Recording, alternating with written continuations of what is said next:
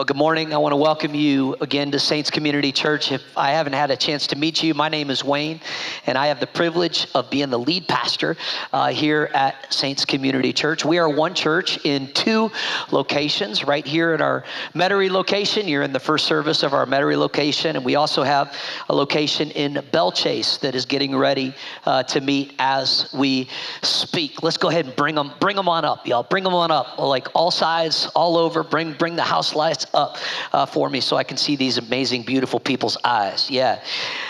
This morning, we have one mission at Saints Community Church, and that is to reach imperfect people to follow a perfect Jesus. How many of you have done something recently to prove you're an imperfect person? Let me see your hands. Mine is up as well. If you are a first-time guest with us, again, I do want to just welcome you to Saints Community Church. We want to do all the work for you this morning. We only ask that you do one thing. Everybody say one thing. And you guessed what that one thing is. You've already heard about it. You'll hear about it one more time. And that is if you would take this red Connect card and fill it out either digitally by scanning the QR code or fill it out with pen. And you'll drop that. You can drop it at our connections table outside, and somebody will be there to give you a little gift, and we'll do a little exchange. You give us the red card, we give you the gift. It works out really, really well. I also want to invite you back next week. Next week, I will be speaking a message that I think we can all relate to, and that is how to respond when life gets hard. How to respond when life gets hard. How many of you have ever faced something difficult? Let me see your hand. You found yourself in life situations that were difficult. Whether you just came out of a difficult situation, whether you're in the middle of it right now, or bad news, whether you're heading into it soon. I want to talk next week about how do we respond when life gets hard. I want to invite you back for next week as we talk about that. Well, we are here today to celebrate what happened on this day 2,000 years ago. Jesus rose from the dead. Come on, somebody. He rose from the dead. The tomb is empty, and he is alive. And the reason that we believe Jesus rose from the dead is not just because somebody told us so. It is because there were eyewitnesses who saw this. We know that Matthew was there, and Matthew wrote about it in his gospel. We know that Mark got an account from his friend Peter, who was there. And Peter, the one who believed and then didn't believe and then re-believed, that same guy told Mark the account of Jesus rising from the dead. And Mark wrote his testimony about it. We know that Luke wrote about it after he thoroughly investigated it. He came along a little bit later, and he wrote about it in his gospel. We know that John, who was there, he wrote about Jesus rising from the dead. And then a little later, we know that Paul wrote about Jesus' resurrection from the dead. And Paul actually told a church in the city of Corinth, he said 500 people saw him after he was risen from the dead. And we know that James actually believed that Jesus rose from the dead. In case you didn't know it, James was the brother of Jesus. And James did not believe in Jesus until Jesus rose from the dead. Why? Because what would it take for you to believe that your brother or your sibling was the Messiah? Yeah, they'd have to raise themselves from the dead for you to believe that they were the Messiah. And so we know, because of those eyewitness testimonies, we know that Easter is real and that the tomb is empty. We know that he was crucified for our sins, and he was buried in a borrowed tomb.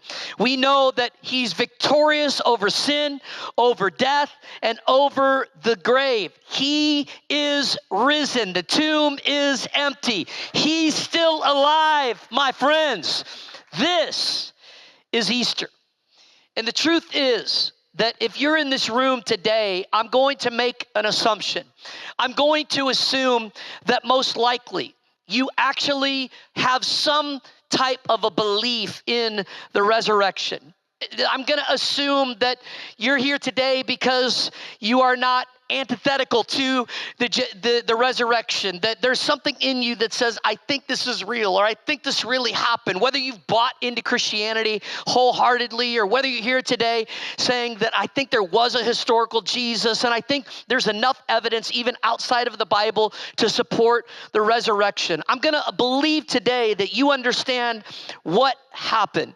But the question I want to dive into today is not what happened. The question I want to dive into today is, why did it happen? Why did it have to happen? Why did Jesus have to suffer great torture and die? Why was he buried in a borrowed tomb? Why did he rise from the dead and beat death?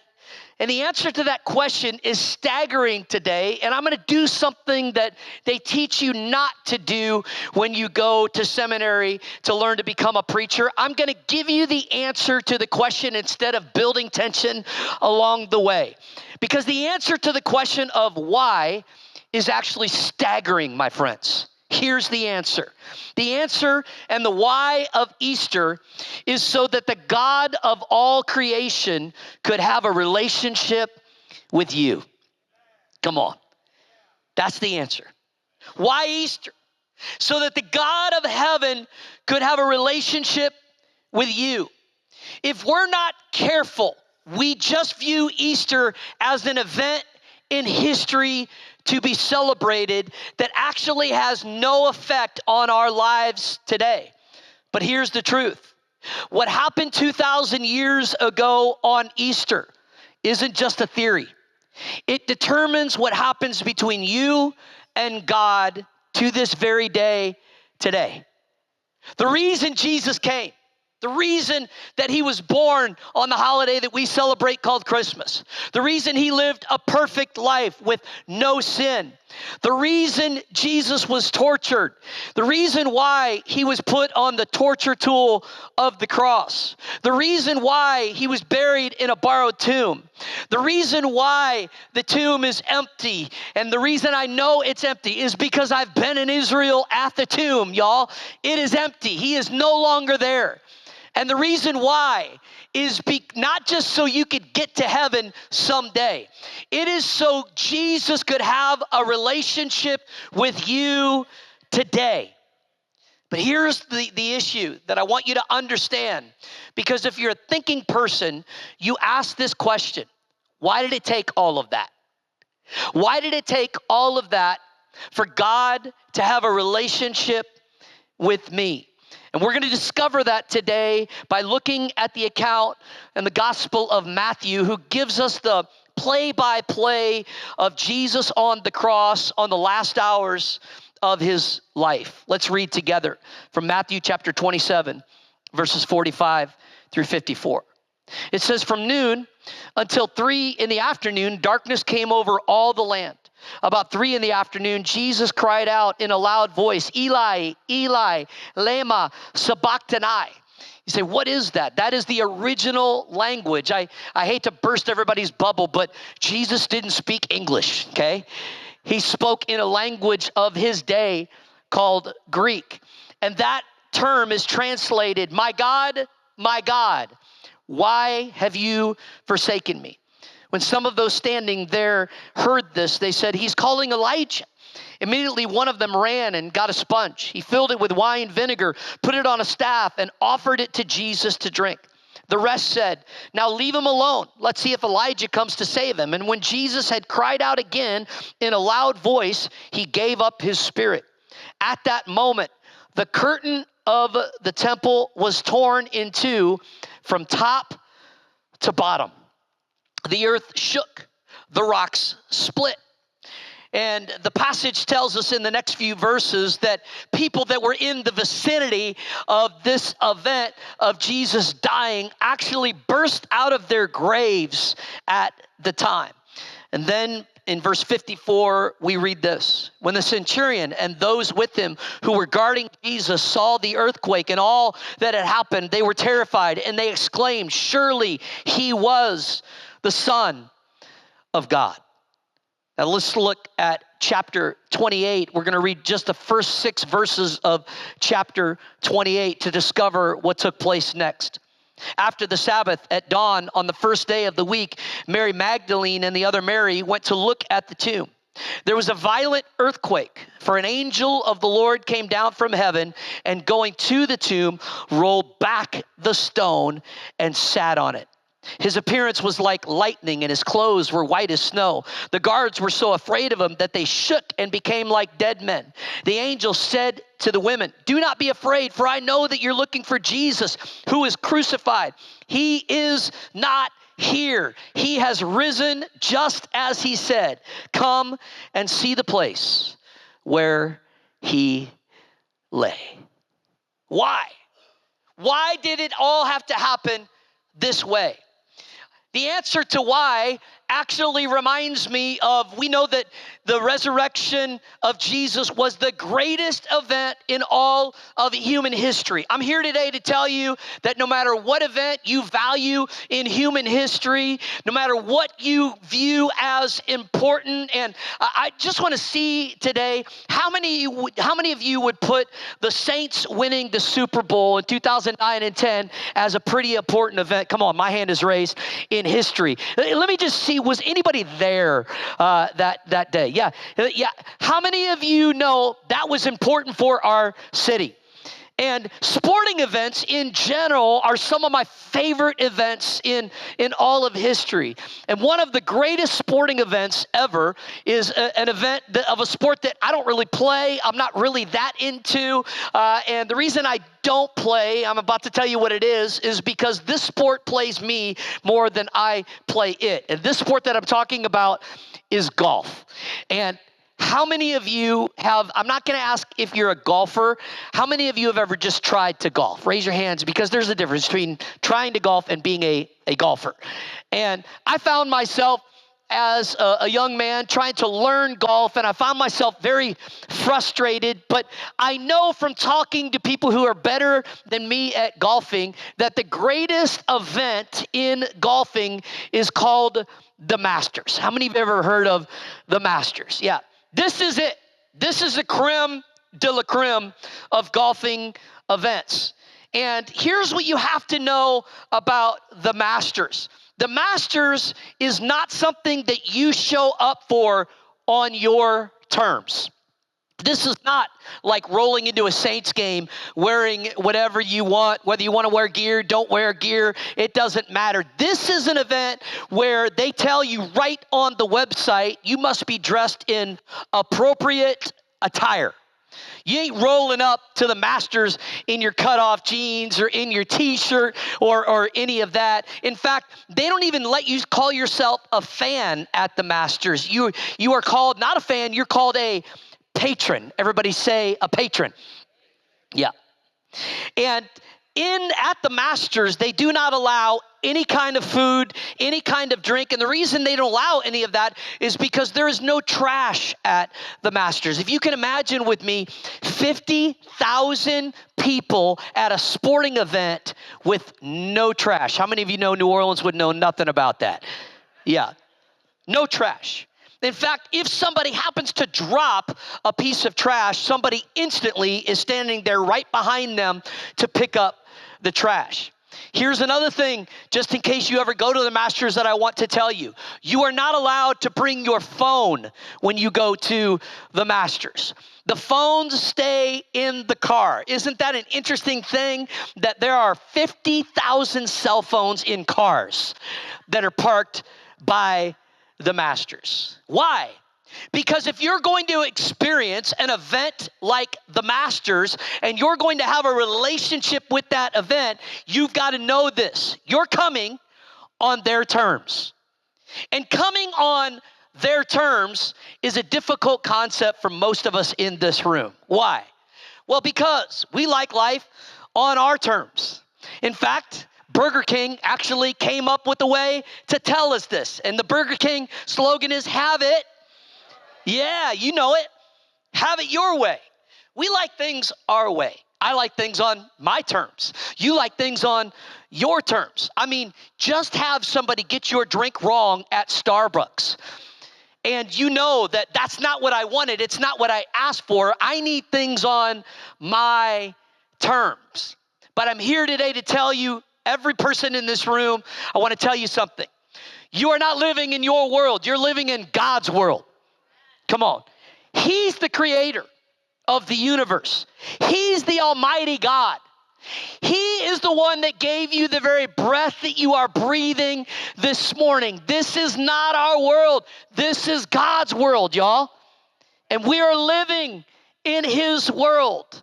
And when it comes to our relationship with him, you have to understand he is glorious. He is perfect. He is holy. He is righteous. There is none other like him. He is the perfection of all perfection. And here's what you got to understand. In order to have a relationship with God, you got to come to him on his terms. If you're not going to come on his terms, you can't come. Because it is God's way, or like I say in my house, the highway. It is my way. Come on, parents, or the highway. And we see this from the very beginning. We see this in the Garden of Eden in Genesis chapter 3. God created paradise. They call it Eden. And in Eden, the whole point of Eden was that Adam and Eve were created not just to experience the beauty of the garden, not just to do fun activities like naming the animals. The reason that Adam and Eve were created was simply because God wanted to have relationship with his creation. He wanted to have fellowship. And the Bible actually tells us that God and Adam and Eve walked in the garden together. They had beautiful fellowship.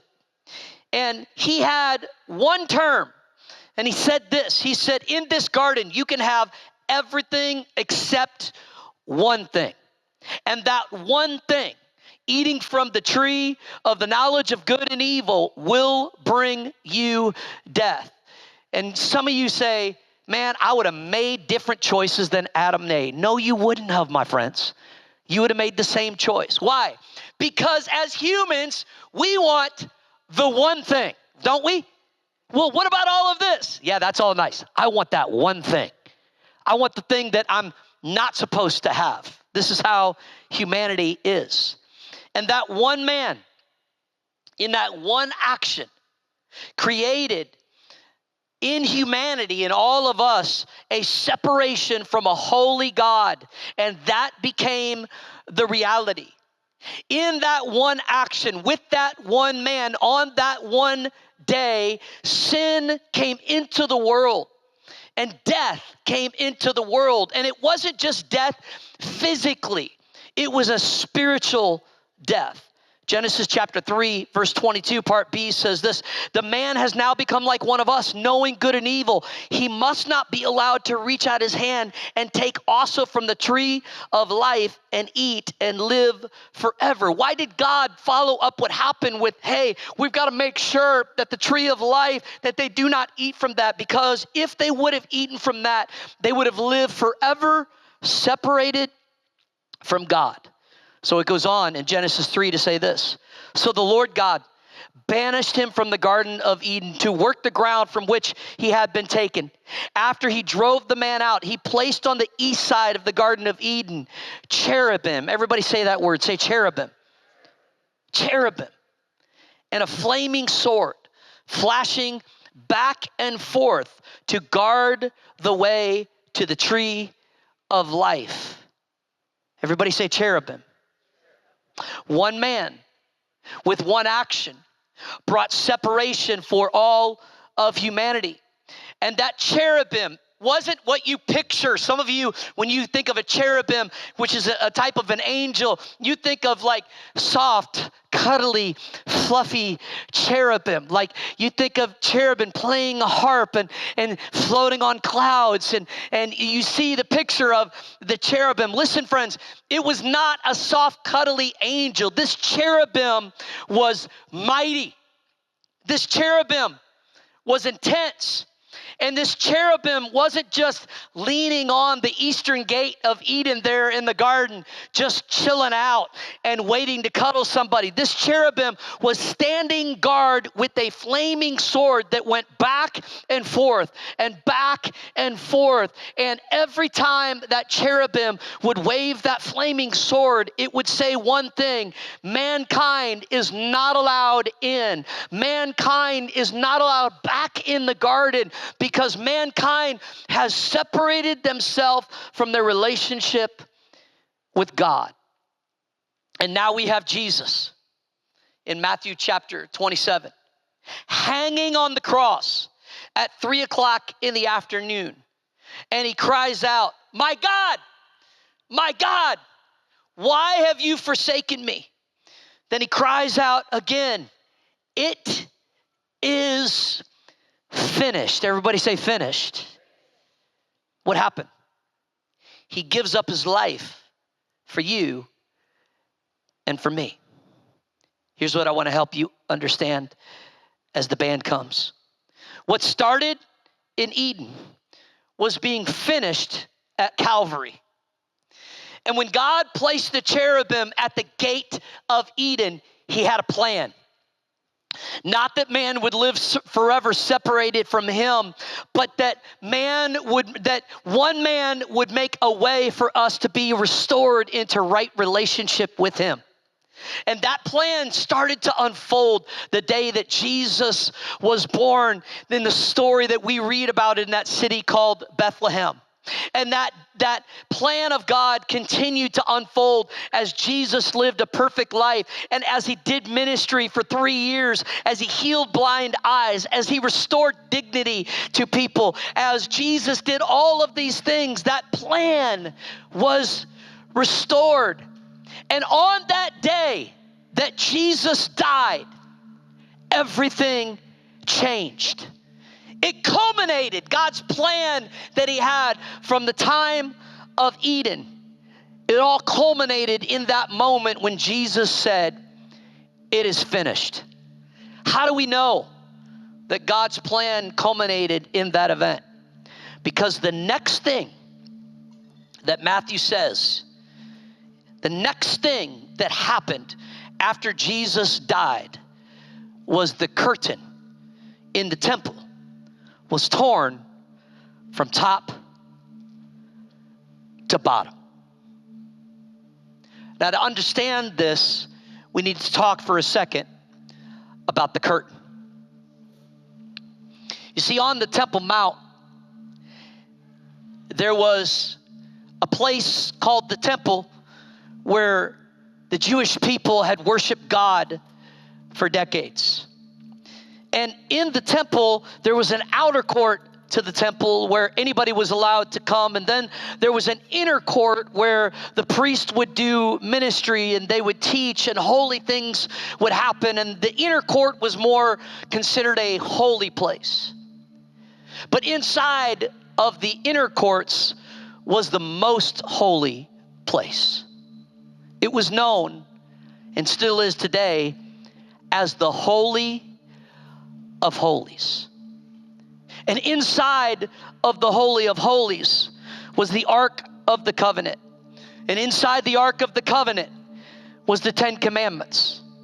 And that Ark of the Covenant had 2 cherubim facing each other, standing guard over the 10 Commandments.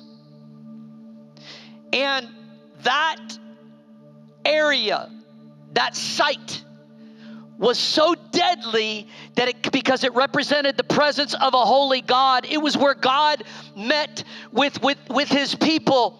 That the actual, listen to me, history tells us, and the Bible does as well, that if a man would even look at the Holy of Holies, they would die. So, what did they have to do to separate the Holy of Holies from the inner court of the temple?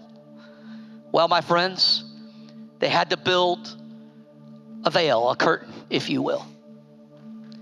An amazing tapestry of blue and purple fabric that came together. But in that fabric, in that curtain, if you will, was embedded and weaved cherubim in the middle of that curtain.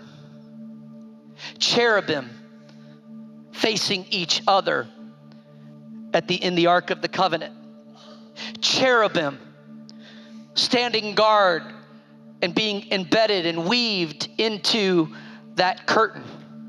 Why? Because they took it all the way back to Eden, and they understood that the cherubim standing guard with the Ark of the Covenant and the cherubim that were on the curtain meant this. This is a holy place, and He is a holy God, and He is perfect, and He is righteous, and He is just. And that cherubim on that curtain was standing guard, saying, no one can come in, because God is holy and we are not. Except for one man, one day of the year. It was called the Day of Atonement. And the high priest on the Day of Atonement would go in to the Holy of Holies, and he would sprinkle blood on the mercy seat, and he would sprinkle blood on the Ark of the Covenant. But it was so treacherous that they would literally tie a rope around the high priest. And the reason why they would tie that rope is because they wanted to make sure that if he died while he was in the presence of God, that they would drag his body underneath the veil. And on the bottom of the high priest's robe were little bells that were sewed all to the bottom of the robe. Why? Because they knew that as long as the bells are ringing at the bottom of that robe, the high priest is still alive in the presence of a holy God.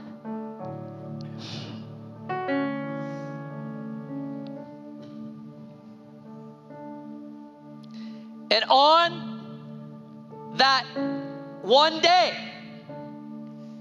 by the one action of this man named Jesus, God, right after Jesus cries out, "It is finished," an earthquake happens, and God ripped the veil from top to bottom.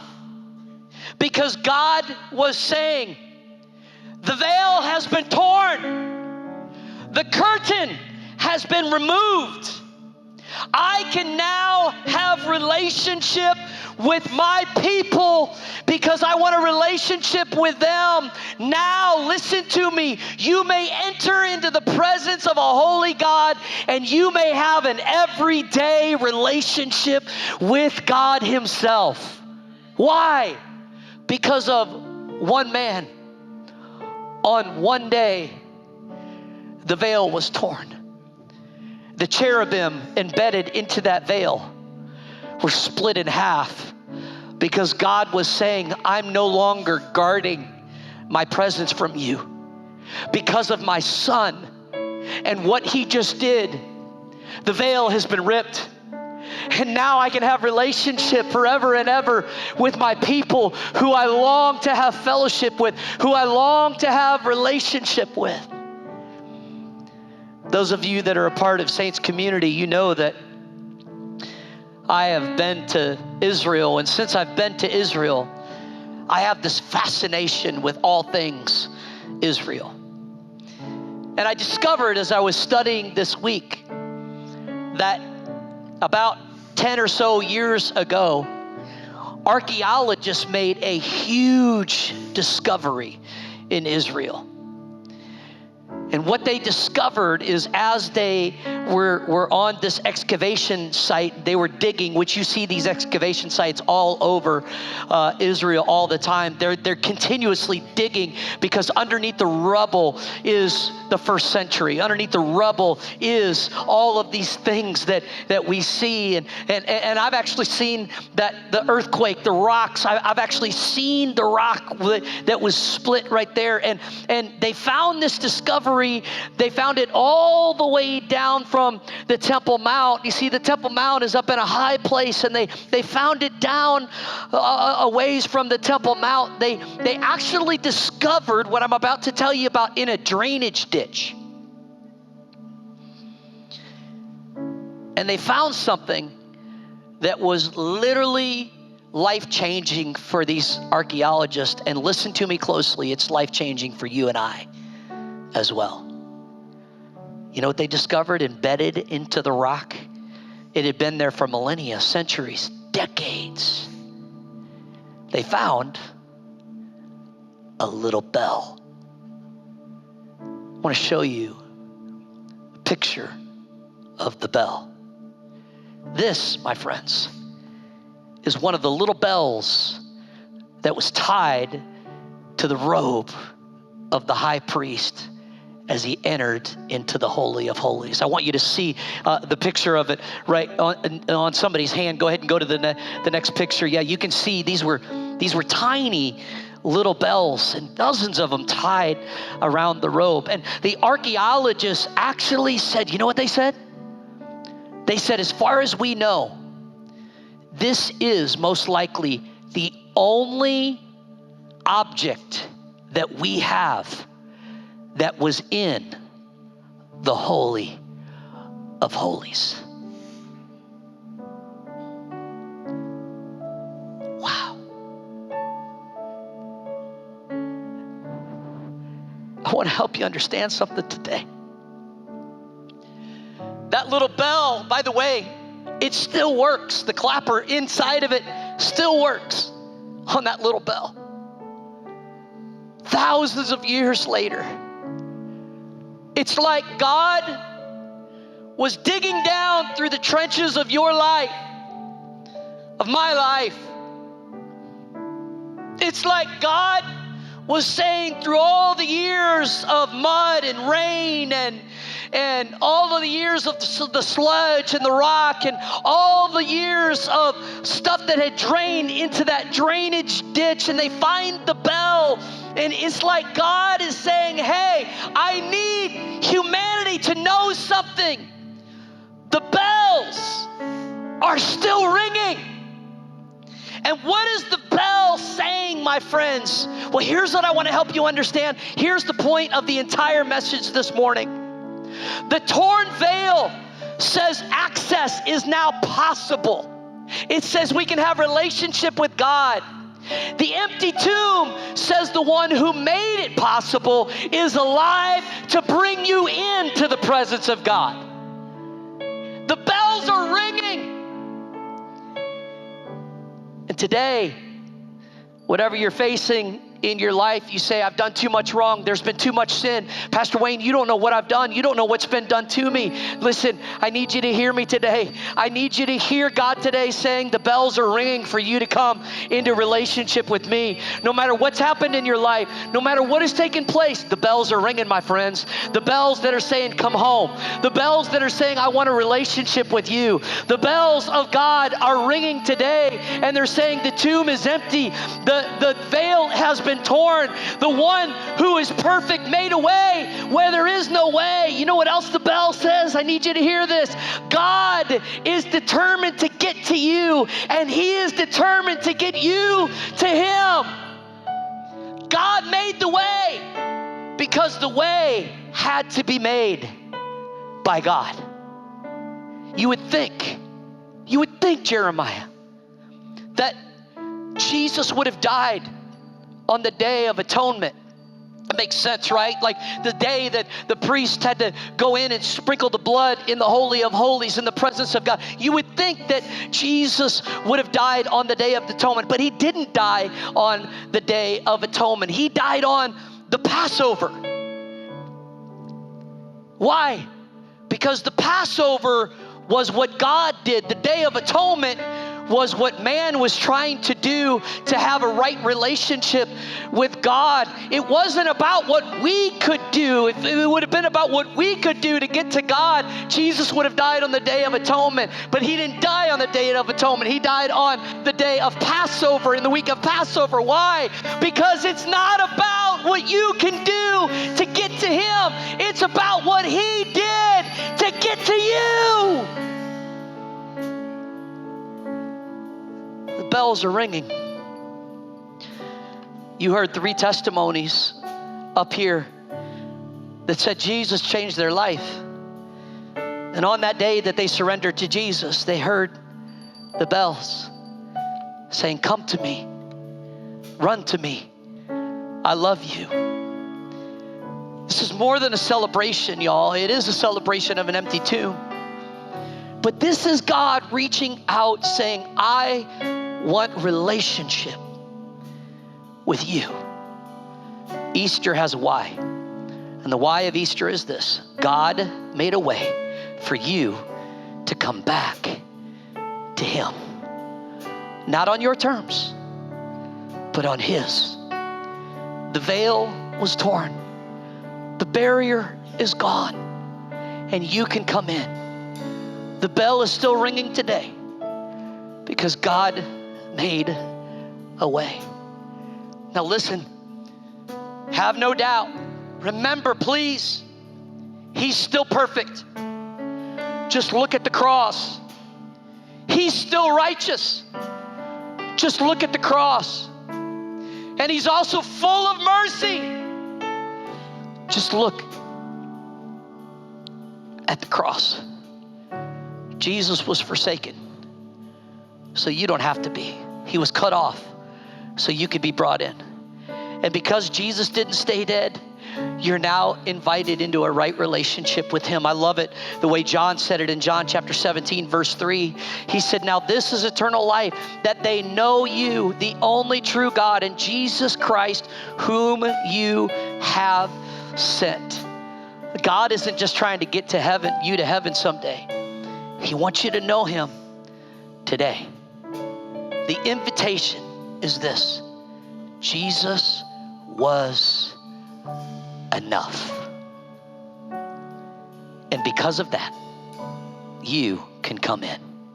And when you realize that Jesus was enough, you will surely be like the centurion guard who was standing at the bottom of the cross, who looked up and said, "Surely this man is the Son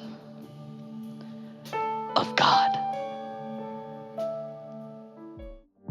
We are so glad you decided to join our service online. I pray that this impacted you in a genuine way.